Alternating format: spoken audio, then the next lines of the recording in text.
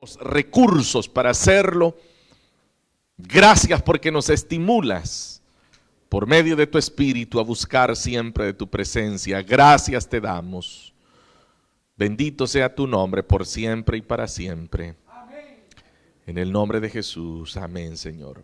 Y amén. Hermanos, que el Señor los bendiga a todos esta noche. Sean bienvenidos. Qué bueno que el Señor nos concede a todos la vida y también la oportunidad de congregarnos para continuar aprendiendo más de la buena palabra del Señor. Vamos, hermanos, a abrir nuestras Biblias para tener solamente un versículo de referencia nada más. Le invito a que ubique en la Escritura el capítulo 40 del profeta Isaías, versículo número 8. Es un pasaje bastante conocido este versículo. Isaías 40, versículo 8. Y dice la palabra del Señor: la hierba se seca y la flor se marchita, pero la palabra de nuestro Dios permanece para siempre. Amén. Amén. Solamente eso leemos, hermanos, como un recordatorio de que la palabra del Señor ha permanecido por siempre y para siempre. Las palabras que el profeta Isaías menciona, él establece dos ejemplos. Él utiliza el ejemplo de la hierba y el ejemplo de la flor, y ambas, una se marchita, se seca, pero él hace un comparativo entre lo que es de esta tierra y lo que a Dios pertenece, que es su palabra, y cómo su palabra siempre ha permanecido y siempre permanecerá su palabra. Amén. Hermanos, hemos iniciado el estudio de la inspiración de las Escrituras. Ya la semana anterior dimos inicio y en una primera entrega mencioné que estaríamos abordando el tema en 4 entregas, es decir, que esta sería la segunda de las entregas, y mencionábamos que la idea es poder dar una perspectiva más amplia sobre el tema, y para ello es importante entender dónde encaja dentro de lo que hoy nosotros llamamos la inspiración de las Escrituras, que en realidad es una rama mucho más amplia, ya que estamos hablando del tema de la bibliología. Ahora, hice mención la semana anterior acerca de que la Biblia ha sido puesta siempre en tela de juicio y que se ha tratado de desvirtuar precisamente su inspiración, se ha tratado de desvirtuar que realmente sea la palabra de Dios. Pero decíamos que como en toda ciencia, ya que la teología también es una ciencia, entonces como en toda ciencia también existe manera de poder probar lo que se está dando como un dato real, como un dato científico. Y en esa línea decíamos que la Biblia puede ser probada a través del método científico, ya que se puede establecer la historicidad de la Biblia. Y al hacerlo, uno puede entender que lo que la Biblia misma está diciendo de ella misma, al decir que la hierba se puede secar, la flor se puede marchitar, pero que la palabra del Señor ha permanecido para siempre, eso, hermanos, es algo que se puede comprobar a través de toda la Escritura. Y no solamente a través de ella misma, que son lo que nosotros comúnmente llamamos las evidencias internas, sino que también existen evidencias externas. Y dentro de esas evidencias, uno lo que puede hacer una evaluación es precisamente de todo lo que ha ocurrido a lo largo de la historia. Entonces, brevemente, porque el tiempo no nos lo permite, pero brevemente quisiera hacer un pequeño recorrido que nos permita a nosotros darnos cuenta cómo se ha ido desarrollando a lo largo de la historia el tema de, yo dije que íbamos a hablar de una justificación histórica del tema. Entonces yo quiero hacer una reseña, breve por cierto, no profunda, pero sí una reseña que a todos nosotros nos permite entender algo. Porque al final ese es mi objetivo esta noche. Mi objetivo es que cuando usted vea su Biblia, cuando usted tenga su Biblia en su mano, usted se dé cuenta de algo, que no es cualquier libro el que usted tiene en sus manos. Que no es un libro que obviamente usted lo conoce desde el día en que se convirtió, ¿no? Probablemente algunos tengan 30 años de tener una Biblia. Estoy hablando de los que tengan más tiempo de haberse convertido, tal vez algunos tengan hasta 40, 50 años de tener una Biblia, pero eso, hermanos, es relativamente corto en comparación a cómo la Biblia se ha venido desarrollando a lo largo de la historia. Porque acá, hermanos, es importante hablar desde lo que ocurrió precisamente después de la partida del Señor Jesús. Entonces eso significa que nosotros tenemos que darnos cuenta cómo la Biblia históricamente se puede comprobar desde el siglo I hasta el siglo XXI en el que nosotros nos encontramos. Entonces por eso le digo que es muy relativo el hecho de que usted conoció la Biblia 40 años atrás, por ejemplo. Si alguno de ustedes dijera, hermano, yo tengo 40 años de conocer la Biblia, 40 años de ser cristiano, entonces, pero eso es, hermanos, relativamente poco en comparación a lo que le estoy mencionando, o sea, a siglos completos. Entonces, ¿por qué es importante entender este tema? Porque uno aprende a no ver con menosprecio la Biblia. Por eso es que hoy nosotros tenemos una generación de creyentes que no le dan a la Biblia la importancia que ella tiene. No le dan el amor que ella debería de recibir. Y como digo, hemos llegado a un punto en donde pareciera que la Biblia es algo más dentro del cristianismo. Pero es que, como lo expliqué la semana pasada, es importante comprobar que la Biblia realmente es la palabra de Dios, porque de ella se desprenden todas las doctrinas que nosotros sustentamos. Entonces, si nosotros no podemos entender que la Biblia es realmente la palabra del Señor, quiere decir que todas las demás doctrinas que nosotros confesamos, creemos, vivimos, entonces se quedan sin un sustento. Y al no tener un sustento, entonces, ¿cómo nosotros podríamos decir que realmente lo que nosotros decimos creer es algo que es verdadero y que realmente proviene de Dios? Entonces, por eso, hermanos, es importante que uno pueda entender todas esas, vamos a llamarles etapas que se han venido dando a lo largo de la historia. Como ustedes saben, hermanos, en la misma civilización se va conociendo el desarrollo de la civilización pues, a través de la historia. Por eso es importante la historia, porque por eso han sido importantes a lo largo de las décadas, de los siglos, los historiadores también, porque son ellos quienes van registrando precisamente todas las etapas que la vida humana, la sociedad humana ha venido desarrollando. Entonces, cuando nosotros venimos a este libro, hay algo muy importante, y es de que lo que más es atacado de la Biblia es que realmente sea un libro auténtico. Es decir, que realmente sea inspirado por Dios. Entonces, eso es lo que esta noche queremos nosotros entender. La autenticidad de la Biblia a lo largo de la historia. Porque es una prueba, precisamente, ver a lo largo de la historia, ver que la Biblia siempre ha estado presente.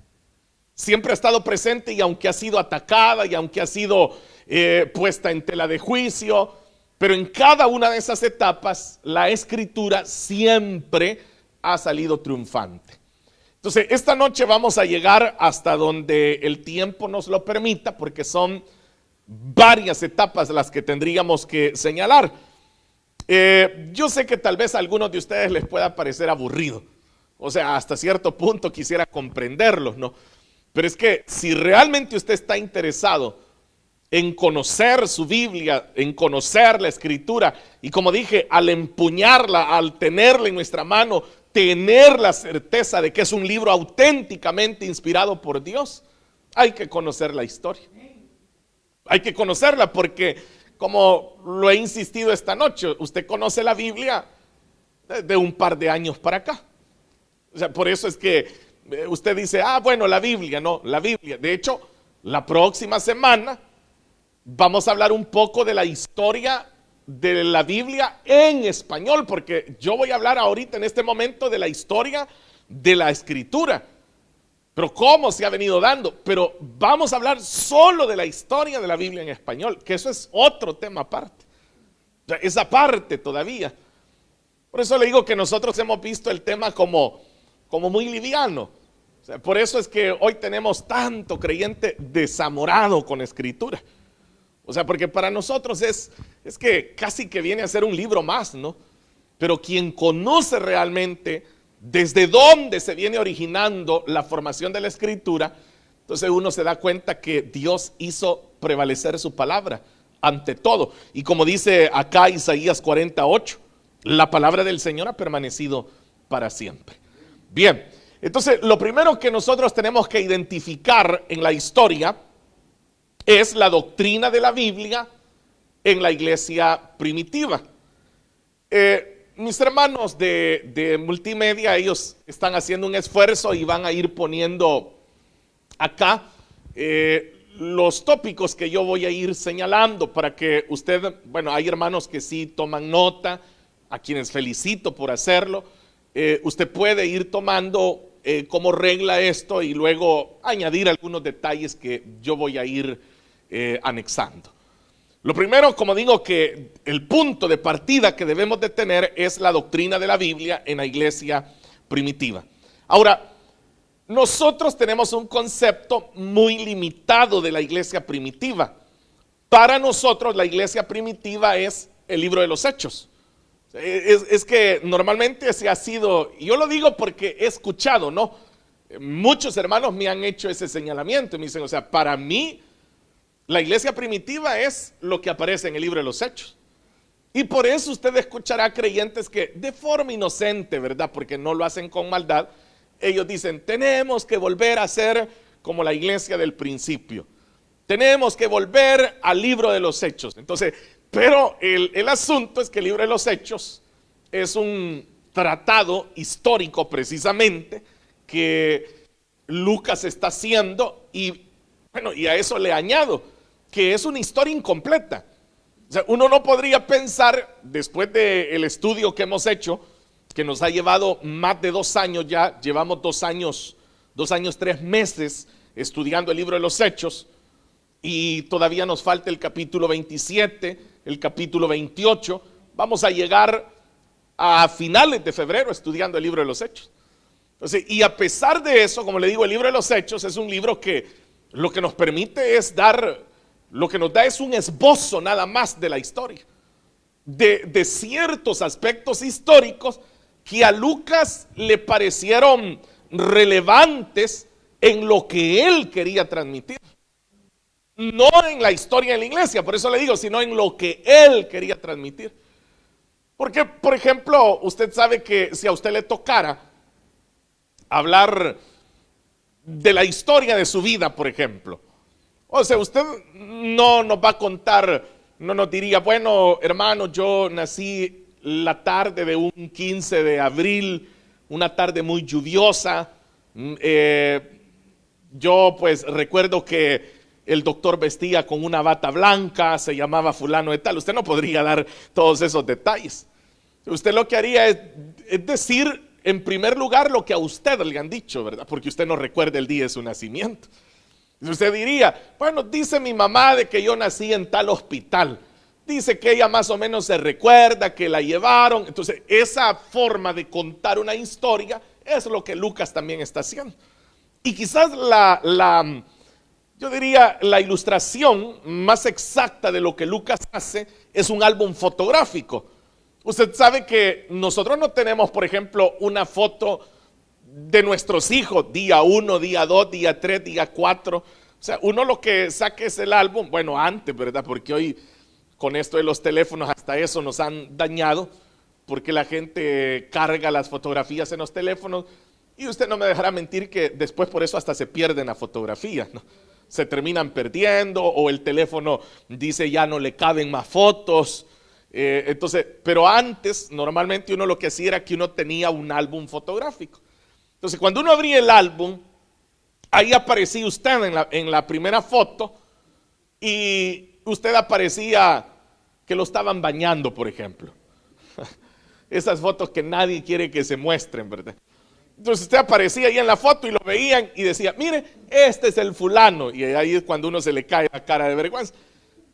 Pero no tienen la foto del siguiente día cuando lo bañaron. O sea, mire, y en esta foto, aquí ya estaba cumpliendo su primer añito. Pero aquí está la foto, mire qué diferencia, porque aquí ya tenía 2 años. Ah, mire, encontré la foto cuando fue el primer día al kindergarten, por ejemplo. Entonces, eso es lo que Lucas hace también con el libro de los Hechos. O sea, él va dando estampas, fotografías de algunos aspectos que se fueron dando. Por eso le digo que ni siquiera podemos decir que es un libro histórico, como se dijo durante décadas. Porque al final ni siquiera nos cuenta qué sucede con Pablo. O sea, si usted es de los que ha venido siguiendo el libro, se va a dar cuenta de eso, ¿no? Que llegamos al capítulo 28 con un Pablo que está siendo trasladado a Roma, pero ya Lucas ya no nos dice nada más. No nos dice cómo va a morir Pablo, en qué momento muere Pablo. O sea, no es, ni siquiera podría ser tomado como una biografía de Pablo, a pesar de que Lucas, a partir del capítulo 9, él vuelve a Pablo el protagonista del libro. Pero aún así no podemos decir que es una biografía de Pablo. ¿Por qué le digo esto? Porque históricamente nosotros reducimos la historia de la iglesia a 30 años nada más. Pero eso no fue así. La primera etapa que uno debe de reconocer es la etapa que se conoce como la etapa de los padres apostólicos. Después de la muerte de los padres apostólicos, quiero decirle que no se dio lo que hoy nosotros conocemos como la sistematización de las doctrinas de la iglesia. O sea, ellos no tenían elaborado un sistema de doctrinas. ¿Por qué? Bueno, esto respondía en primer lugar a que, bueno, ellos no tuvieron conflictos teológicos. Los conflictos teológicos se van a dar más adelante. O sea, hoy usted y yo pertenecemos a una generación de creyentes que tiene y está obligada a vivir en medio de conflictos teológicos. Nosotros estamos viviendo una etapa, hermanos, terrible en donde, bueno, esto de las redes en lugar de ayudar, han venido todavía a dañar y entorpecer más, porque como hay tanto teólogo de Facebook hoy en día, que se esparce con tanta facilidad la mentira, el engaño, la malinterpretación, la herejía, es algo terrible. Pero en el caso de ellos no enfrentaron eso. Y si usted recuerda, y yo voy a ir citando, por ejemplo, el caso de Pablo, o sea, todo el conflicto que Pablo tuvo que enfrentar fue el judaísmo. Ese fue el conflicto que él enfrentaba, porque estaban las dos líneas, ¿no? La línea de la iglesia de Jerusalén y estaba la línea de la iglesia gentil, que después se van a fusionar estas dos líneas y eso va a dar origen a lo que se va a llamar posteriormente la gran iglesia. Algo que fue bueno para la iglesia, porque si algo, como un dato muy interesante de lo que la iglesia judía, los cristianos, los judíos cristianos aportaron a la gran iglesia, fue la jerarquía. porque dentro del judaísmo siempre existió jerarquía. Es decir, siempre existieron quienes, para que usted lo entienda mejor, quienes estaban al frente, quienes eran los que dirigían, quienes eran los que gobernaban, quienes eran los que obedecían. Eso fue algo que ellos aportaron. Entonces la iglesia gentil también va a hacer su aportación, ¿no? Pero eso fue, digamos, el mayor de los conflictos que ellos tuvieron que vivir. Entonces no habían los conflictos teológicos que se van a dar posteriormente. Ahora, ellos sí tuvieron a disposición algo, y hay que recordarlo. Los padres apostólicos, todo lo que ellos tenían a disposición era el Antiguo Testamento. Eso era con lo que ellos contaban. Ahora, a esto hay que añadirle entonces que para ellos el Antiguo Testamento, como lo era todo, entonces era totalmente autoritario el Antiguo Testamento. Para ellos eso era la palabra de Dios. Por eso cuando en Escritura se habla y se dice las Escrituras, en realidad se está haciendo una referencia al Antiguo Testamento. Porque la Biblia, como usted la tiene hoy, y lo vamos a ver más adelante, ese va a ser un proceso de formación. Entonces, lo que ellos tenían era eso.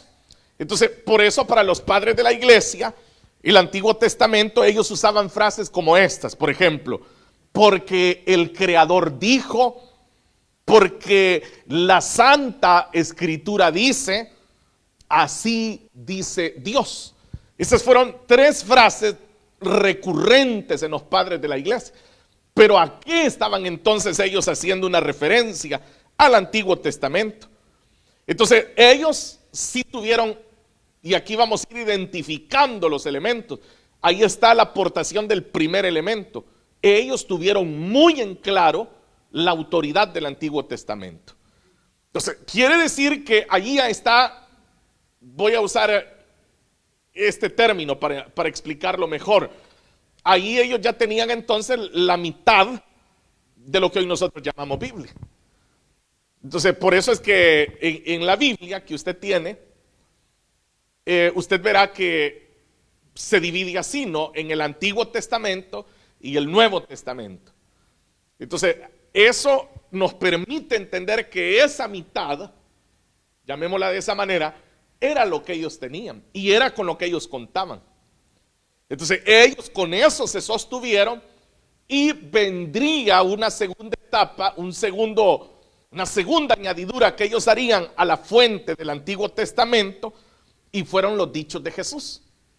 Y no solamente los dichos de Jesús, sino que así como van a cobrar importancia, van a cobrar una gran relevancia y peso los dichos de Jesús, comenzarán también a tomar una gran importancia dentro de la comunidad cristiana los dichos y enseñanzas de Pablo.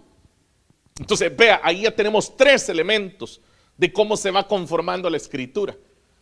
Por eso le digo que es importante conocer esto, porque como uno lo que ya tiene es un producto ya terminado. Eso es lo que uno tiene en la mano, ya un producto terminado. Pero ¿cómo llegamos a eso? O sea, ¿cómo fue que se llegó a eso? Ese es el desafío nuestro. Y el desafío mío al enseñarle esto es de que usted termine amando la palabra. Ese es mi desafío. Que cuando usted vea la Biblia diga, Señor, todo lo que ha sucedido para que yo pueda tener este libro. ¿Cómo han pasado los siglos y los siglos para que yo ahora pueda tener este libro? Ese libro que usted deja tirado en su casa. Ese libro que usted ni lo toca toda la semana. Ese libro que usted ni sabe dónde están los diferentes profetas.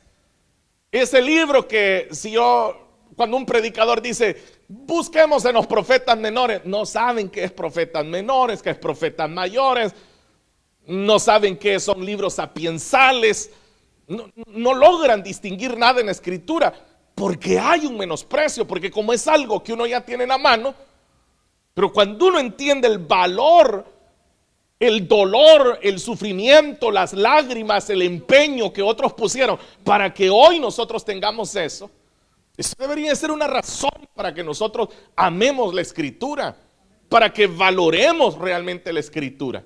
Entonces, estamos hablando de los padres de la iglesia que ellos tuvieron que salir adelante con lo que tenían. Con lo que ellos tenían, con eso trabajaron.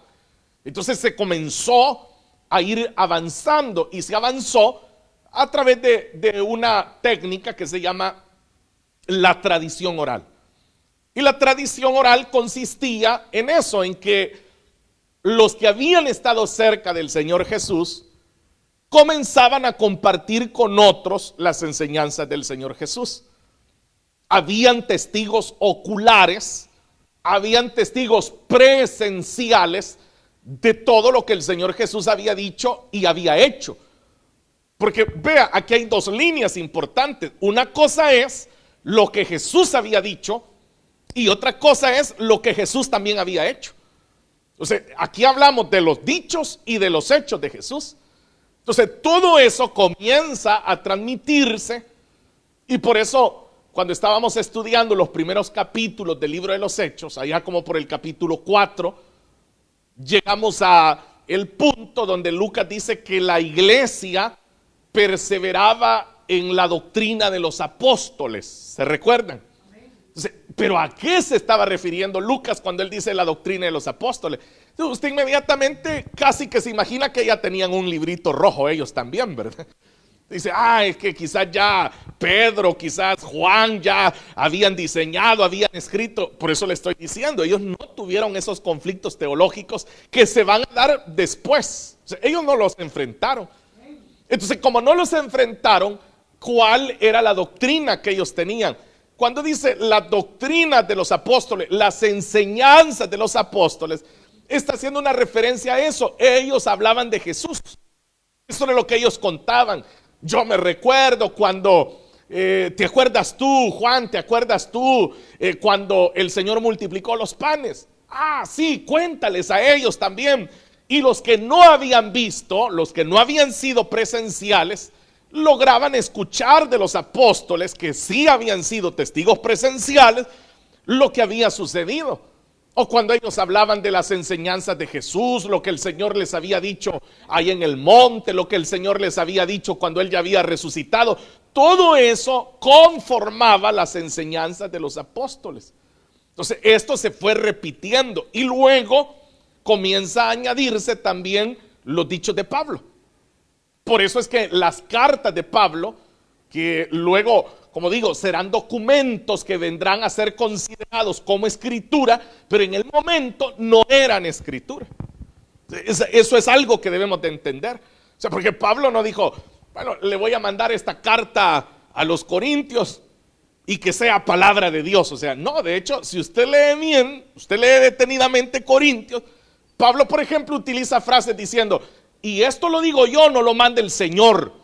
Pablo está siendo honesto al decir, lo que le voy a decir en este momento, eso es algo que yo opino como apóstol, como el apóstol de ustedes, pero no lo está diciendo el Señor. Pero de repente Pablo dice, y esto es lo que el Señor nos enseñó, yo les transmití lo que del Señor recibí. Entonces había un orden que era eso, pero no era escritura todavía. Sería escritura, pero no era escritura. Sin embargo, como claro, todo esto se va replicando, llega un momento, como digo, en donde es visto de esa forma.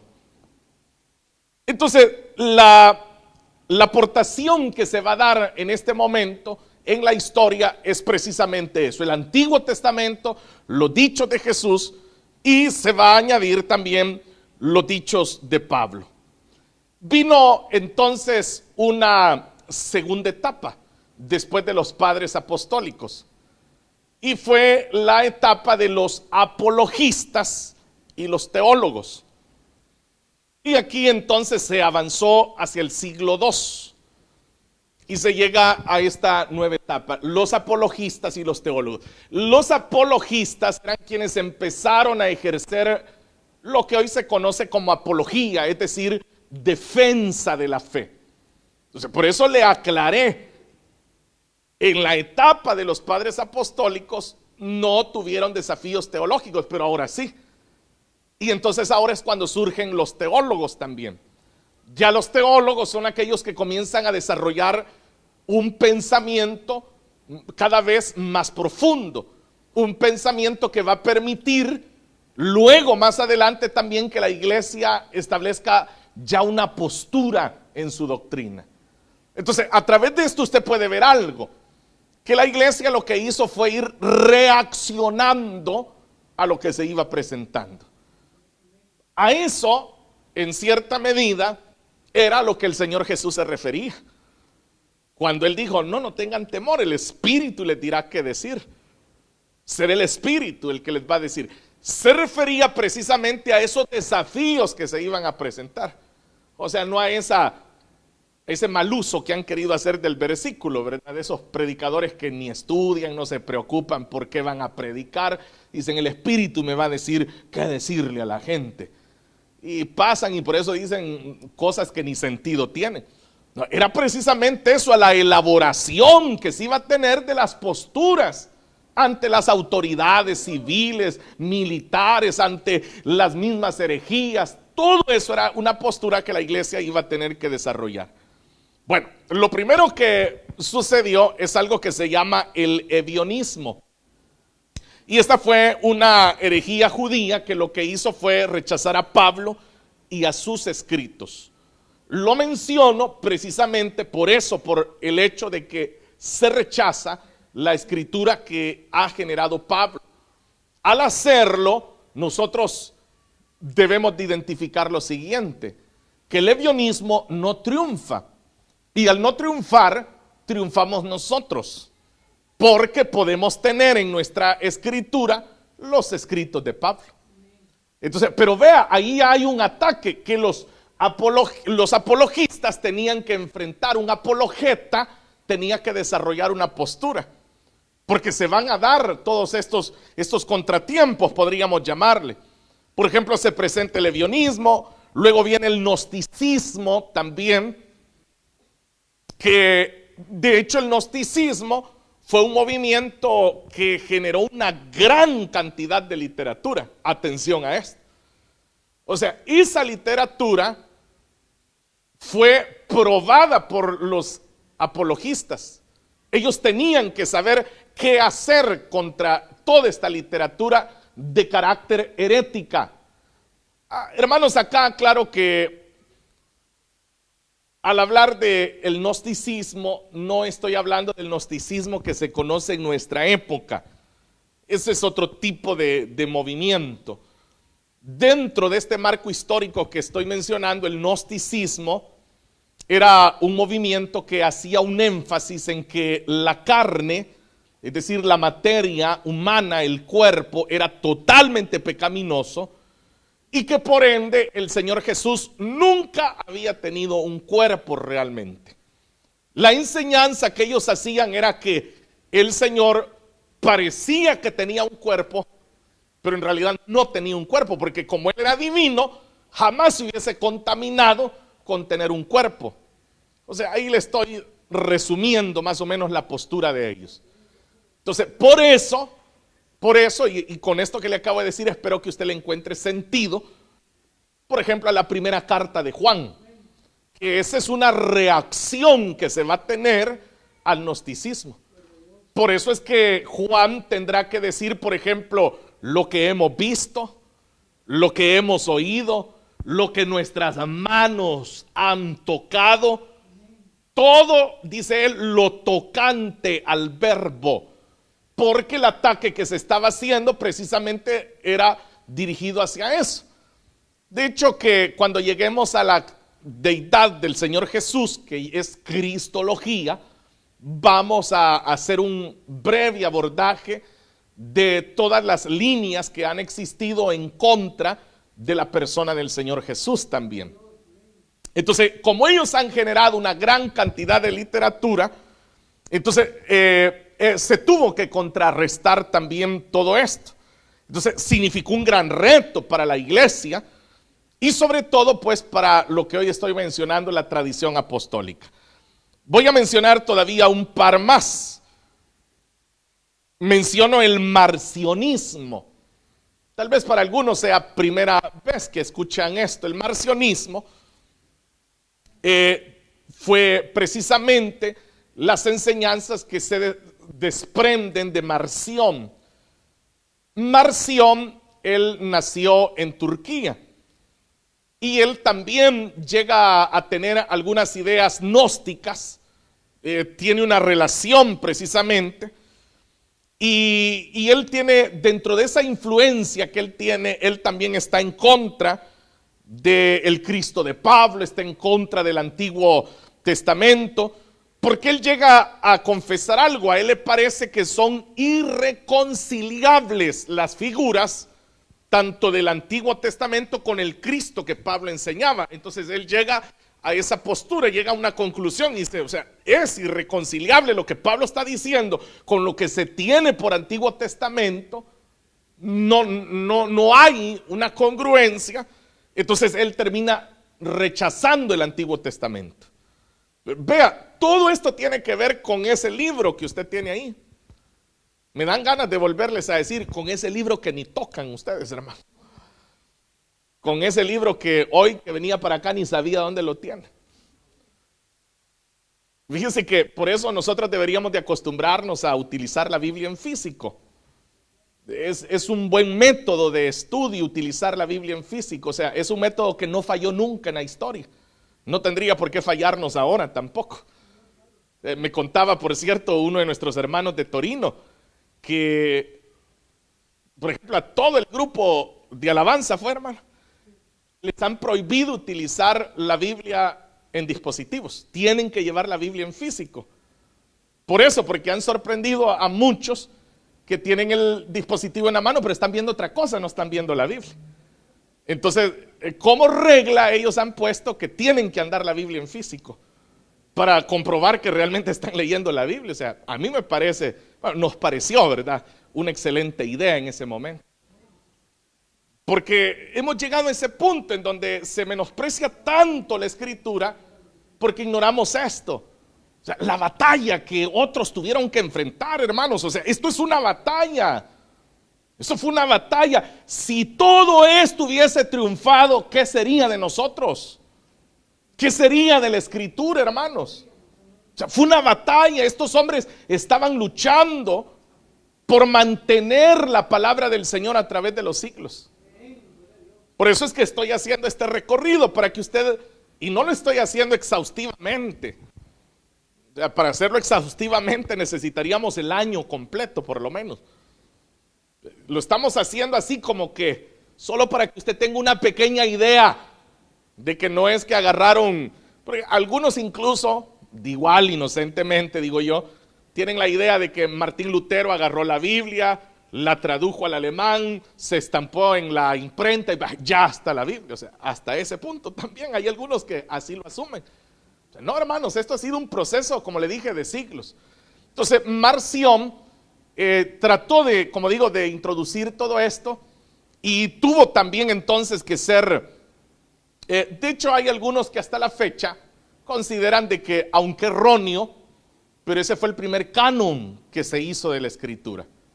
Es decir, a Marción se le adjudica que fue como un canon el que él llevó a cabo cuando él comenzó a decir, bueno, esto sí es Escritura, esto no es Escritura, y comenzó a depurar de acuerdo a su juicio, pero como digo, era un juicio que ya estaba equivocado.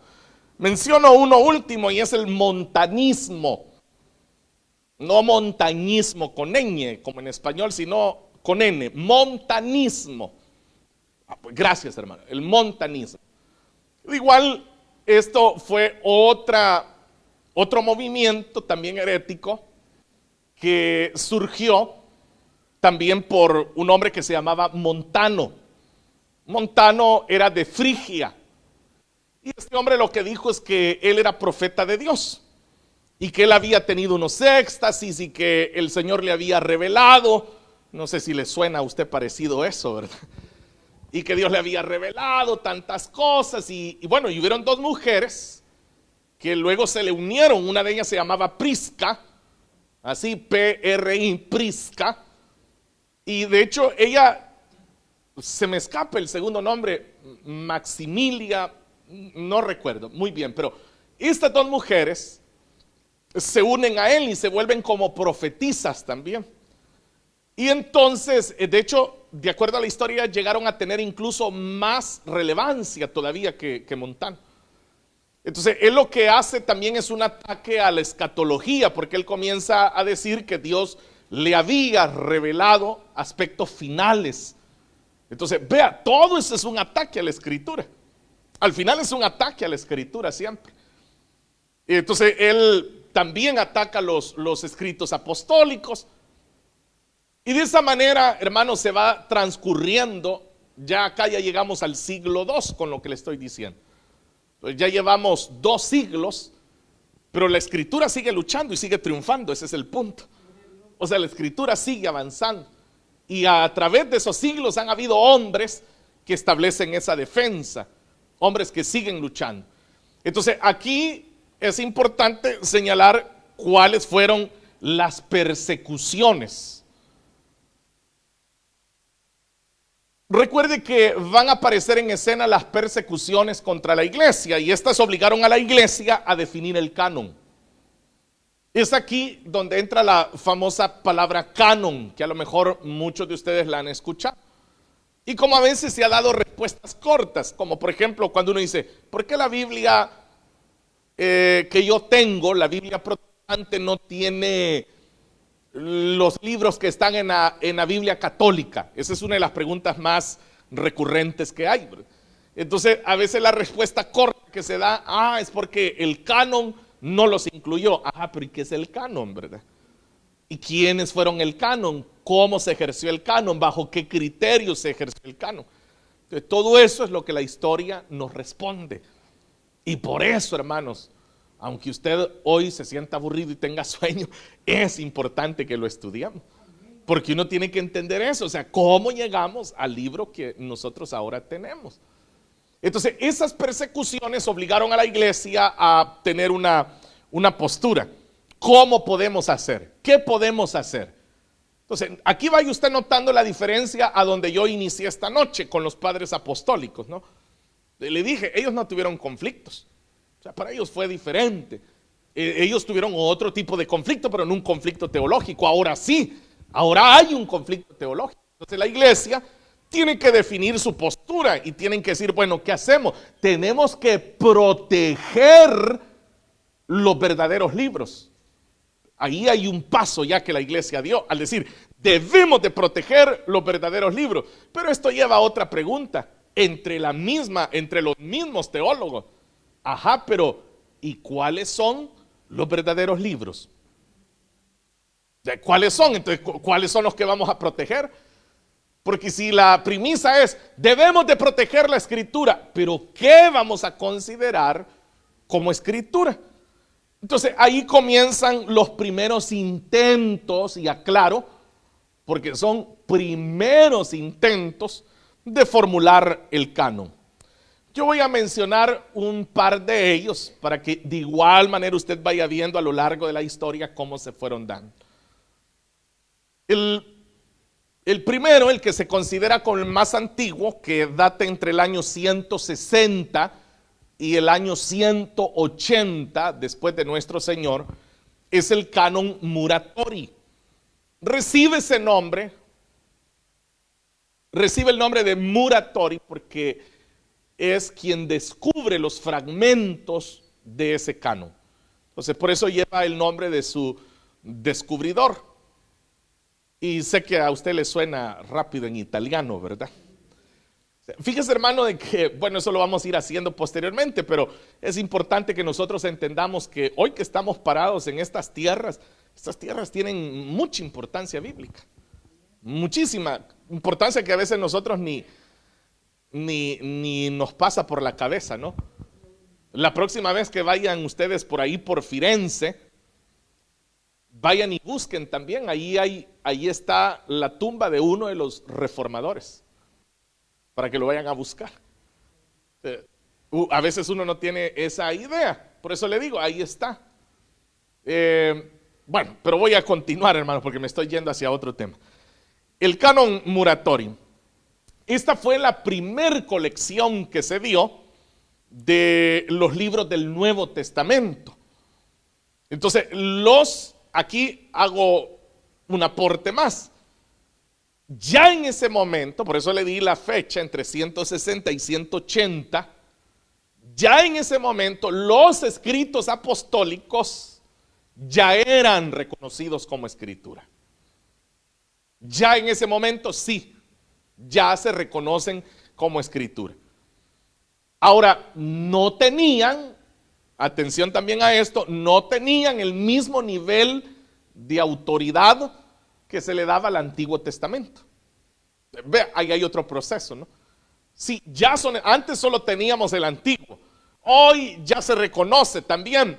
Sí, lo reconozco, pero no le doy el mismo nivel de autoridad que al Antiguo Testamento. Entonces, vea, ahí ya se va desarrollando. Y eso es lo maravilloso. Por eso le digo que como lo que estamos haciendo en resumen es dándole autenticidad a la Biblia. Eso es lo que estamos haciendo esta noche.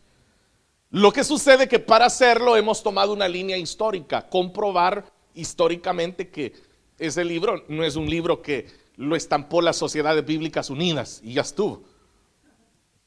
O sea, como quizás el más de los simples podría creer, ¿verdad?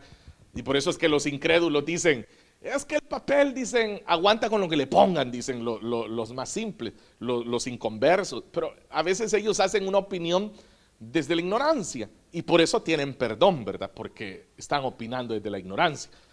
El problema es cuando el hombre ya no es ignorante, entonces ahí sí el hombre está en un grave conflicto con Dios. Pero usted sí está entendiendo que lo que usted tiene no es un producto del ayer, sino que aquí tenemos algo que a través de la historia Dios vino dando vida a las escrituras. Bien, menciono un segundo detalle, Ireneo. Cuando hablo de Ireneo era un obispo de la ciudad él nació en Esmirna, que también es parte de lo que hoy nosotros llamamos Turquía, pero Ireneo es mejor conocido como el obispo de Lyon. Lyon, como ustedes que ya son casi europeos, saben que es una ciudad de Francia. Entonces él fue también un teólogo. Entonces él también incluye en sus escritos los libros del Nuevo Testamento, pero oiga, le voy a mencionar pero Ireneo va a exceptuar, es decir, no incluye en su lista, por ejemplo, la carta de Judas, la segunda carta de Pedro, Santiago, Filemón, la segunda y la tercera carta de Juan y Apocalipsis. Todos esos que acabo de mencionar, él no los incluyó. Pero note, sí incluyó primera de Juan, que hace un momento le dije a usted que había sido escrita como una respuesta al gnosticismo. Entonces, con esto usted puede entender que cuando se va dando los primeros intentos de formular el canon, aquí se van a ir dando criterios, es lo que sucede. Entonces, estos hombres que eran muy eruditos porque eran hombres, eran grandes teólogos, ellos tienen un criterio también. Y por eso es importante entender algo que siempre se ha sostenido, y es de que la escritura es infalible. El que no es infalible es el hombre. O sea, nosotros no somos infalibles. Entonces, nosotros sí podemos equivocarnos. La escritura es la que no está equivocada. Entonces, en el caso de Ireneo, pues lleva a cabo también este esfuerzo. Luego, y esto tal vez usted lo ha escuchado ya, la versión siríaca. Algunos la conocen más por la Peshita. Es el nombre que se le da también a esta versión y es una de las más antiguas. Y es muy importante también porque fue de gran ayuda para las iglesias del Oriente. Permitió que se pudiera explorar la escritura, y en el caso de la versión siríaca es una de las primeras versiones del siglo III. Esto ya se da en el siglo III. Vea cómo hemos avanzado ya en el tiempo. Esta incluyó todos los libros del Nuevo Testamento excepto Apocalipsis. Es lo único que no incluyó. Seguimos avanzando entonces. Luego llegamos a Orígenes. Orígenes es un nombre, o sea, era un personaje. Yo sé que para nosotros Orígenes es una palabra que utilizamos, pero Orígenes, él era de Alejandría. Él nace allá por el 185, ya en el segundo siglo, y de igual manera, Orígenes es un teólogo, y él hace una lista de los libros que estaban bajo discusión, y yo se los voy a mencionar. Por ejemplo, él pone en discusión Hebreos, Segunda de Pedro, Segunda y Tercera de Juan, que ya es la segunda ocasión que vemos que estaban en discusión. Pone en discusión a Santiago, pone en discusión a Judas, que también ya lo vimos. Él pone en discusión las epístolas de Bernabé, que tal vez usted diga, hermano, yo nunca había escuchado eso. Pero vea, ahí es donde comienza lo que le digo, el proceso de depuración. Están las cartas de Bernabé, también la Didaqué y el Evangelio de Hebreos, que no es la carta de los hebreos. Entonces viene él y él pone en esa lista todos los que a su juicio estaban en discusión. No sé si usted está apreciando el trabajo que Dios hizo a través de todos estos hombres. Bueno, voy a finalizar esta noche porque el tiempo se me está acabando, pero mencionando otros intentos. O sea, ya vimos esto, pero hay otros intentos de definir el canon. Para eso menciono el caso de Anastasio de Alejandría. Él escribió una carta ahí en el año 365, también después de Cristo. Recuerde, aquí ya estamos después del Señor Jesús. Entonces, en el año 365, estamos llegando al siglo IV, hemos ya avanzado. Él en esa carta incluye los 66 libros tal y cual se encuentran en la Biblia protestante. En las versiones modernas, diría más bien, de la Biblia protestante. Y él es quien se refiere a los, entre comillas, los otros libros. Así como usted y yo lo hacemos ahora. O sea, porque si usted tiene, por ejemplo, la Biblia de Jerusalén en sus manos, usted diría, es que estos libros son los apócrifos. Entonces, él hace mención ya de esos libros. Pero vea, ¿desde cuándo? Por eso empezamos esta noche, ¿a dónde? Ahí en el año 36 después de Cristo, ¿no? Desde ahí venimos. Y ahora ya llegamos al siglo IV. Y ahora es cuando se comienza a poner ahora en tela de juicio también, y él dice esos otros libros. Él los definió, Anastasio los define como de inferior calidad. A él le pareció que eran de inferior calidad, y ahí es donde él incluye a los apócrifos y algunos del Antiguo Testamento también. Luego, después del esfuerzo de Anastasio de Alejandría, viene el concilio de Laodicea. Unido, así como usted lo escucha, la Odisea, no la Odisea, sino la Odisea. Entonces viene este nuevo esfuerzo, es un concilio que se va a dar, y ahí se establecen los libros del Nuevo Testamento, excepto Apocalipsis. Y se prohíbe, oiga, este dato ya es nuevo, se prohíbe el uso de cualquier otro libro en la iglesia. Ahí es donde ya se van tomando, o yo diría, se definen algunas posturas de la iglesia ya. Esto fue allá en el año 363. Se va dando ya esta definición. Después vino Jerónimo, que también yo sé que a algunos ya les suena, ¿no? Cuando yo digo Jerónimo, es lo que más comúnmente nosotros hemos escuchado hablar de la Vulgata latina. Y de igual manera les aclaro, la Vulgata es unido porque es latín, es la Vulgata. Entonces él establece todos los libros del Nuevo Testamento de igual manera, excepto Apocalipsis. Él pone los libros apócrifos del Antiguo Testamento, porque el Antiguo Testamento también tiene libros apócrifos. Por ejemplo, voy a mencionarlo, esto del libro de Apocalipsis. Uno cuando piensa en la palabra Apocalipsis, uno piensa exactamente en el Apocalipsis de Juan de Patmos. Es lo que inmediatamente uno piensa. Pero hay otros libros. Porque cuando nosotros hablamos de Apocalipsis, en realidad de lo que estamos hablando es de un género literario. Entonces, lo que ahí se está haciendo es utilizar, es la forma en la que más bien tendríamos que decirlo, se está utilizando un género apocalíptico. Entonces, eso es lo que ahora se comienza a través de Jerónimo. Él incluye en la Vulgata, que es la traducción latina que se va a hacer, los 66 libros y los apócrifos del Antiguo Testamento, pero de una forma separada, para que quedara claro que no estaban incluidos en el canon que él está haciendo en ese momento. Y no solamente los separa, sino que les hace una introducción específica, haciendo la distinción entre los 66 y los apócrifos. Ahí usted puede ver que ya hay otro esfuerzo más. El esfuerzo de irle dando sentido a los 66 libros como una escritura inspirada y poder separarla de la escritura que no está siendo considerada inspirada.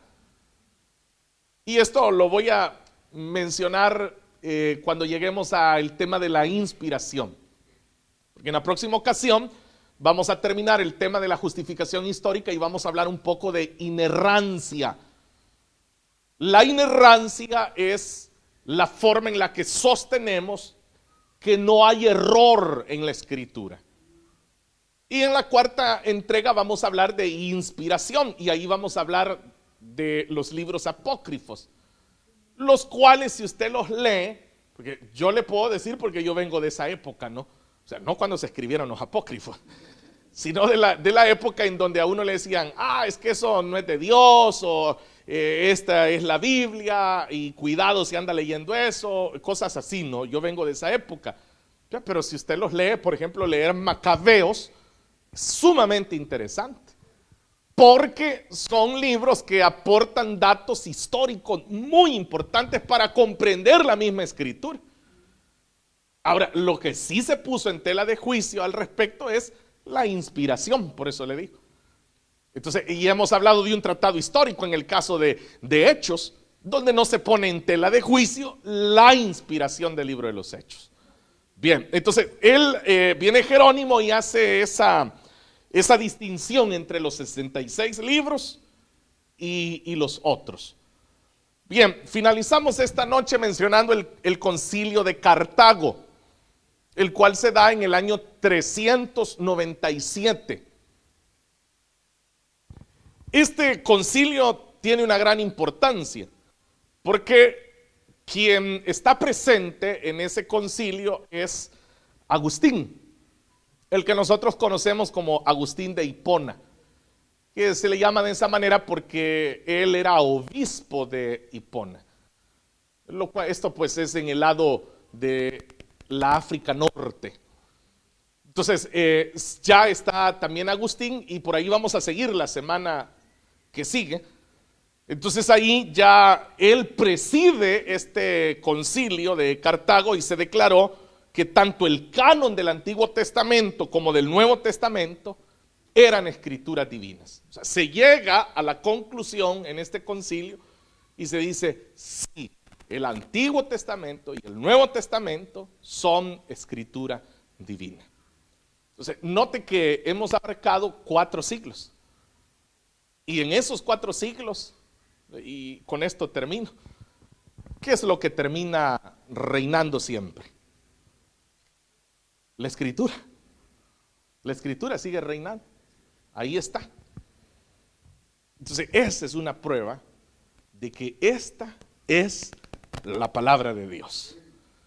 Y como iniciamos esta noche, lo que Isaías dice acá, la hierba se seca, la flor se marchita, pero la palabra de nuestro Dios permaneció para siempre, hermanos. O sea, hemos hecho un recorrido en 4 siglos, hermanos. Y a pesar de todas las herejías, los ataques del mismo criterio y opinión humana, la palabra de Dios siempre sigue prevaleciendo. Como le digo, acá no lo hemos cubierto todo, o sea, todavía nos va a hacer falta porque No recuerdo si les dije que íbamos a tratar de llegar hasta Trento. No recuerdo si se los mencioné. Bueno, a veces yo tengo cosas en mi cabeza que creo que las he dicho, pero solo las he pensado. Pero vamos a tratar de hacerlo porque es la idea, cubrir y luego pasar a la inerrancia y finalizar con la inspiración. Pero hermanos, qué bueno que el Señor nos permita darnos cuenta que ni el tiempo, ni todo lo que el tiempo ha traído, ha podido contra la palabra del Señor. Y por eso, hermanos, nosotros debemos de amar este libro. Y cuando usted porte su Biblia en su mano, siéntase feliz, siéntase orgulloso de saber que hubieron hombres que le dedicaron su vida entera para que ustedes y yo ahora podamos tener nuestra Biblia. Así que no la deje tirada en cualquier parte. Y ni aquí en la iglesia la deje tirada. Porque después ahí toca andar preguntando, mire, ¿de quién es esta Biblia? ¿De quién es esta Biblia? No, pues sí, porque el teléfono no lo dejan tirado, ¿verdad? Nunca hemos encontrado, ¿de quién es este iPhone? ¿De quién es este? No, Dios guarde, ahí sí. Pero la Biblia sí la dejan tirada. Entonces, amemos este libro porque es el fruto de un propósito de Dios para nuestras vidas, en el cual Dios usó a muchísimos que, como digo, dieron su vida misma para que la Escritura prevaleciera. Amén. Vamos a orar entonces. Señor, te damos muchas gracias en esta noche por la bendición que nos das de dedicar estos minutos y poder, Señor, considerar la misma historia y a través de ella darnos cuenta cómo tu palabra, Señor, siempre ha permanecido ante todo. Ha sucedido de todo alrededor de ella, Señor, pero tu palabra ha permanecido.